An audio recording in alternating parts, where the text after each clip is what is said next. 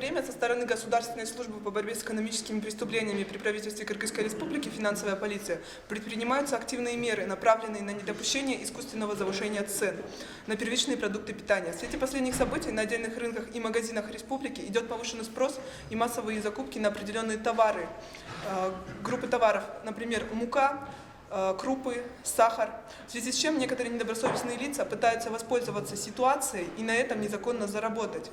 В этих целях со стороны Государственной службы по борьбе с экономическими преступлениями организованы рабочие группы, которые круглосуточно осуществляют выезды на горячие точки продаж, где зафиксированы массовые продажи и монопольно высокие цены. Личный состав службы ориентирован на недопущение и предотвращение незаконного завышения цен. За последние несколько суток со стороны сотрудников ГСБ зарегистрировано несколько досудебных производств. По статье 216 «Монополистические действия и ограничения конкуренции» Уголовного кодекса Кыргызской Республики. Так, в ходе поступивших звонков со стороны населения были осуществлены выезды на точки продаж, где была завышена стоимость монополистическая.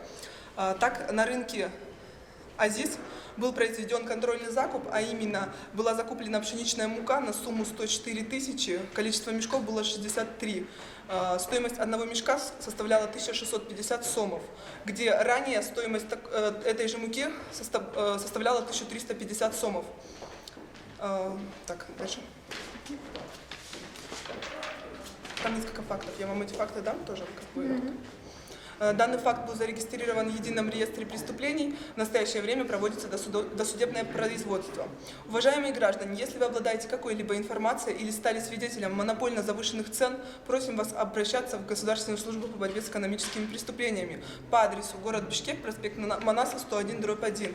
Телефон доверия 1955. В настоящее время со стороны ГСБ при ПКР предпринимаются соответствующие меры, направленные на мониторинг и выявление монопольно высоких цен на рынках и торговых центрах всей республики.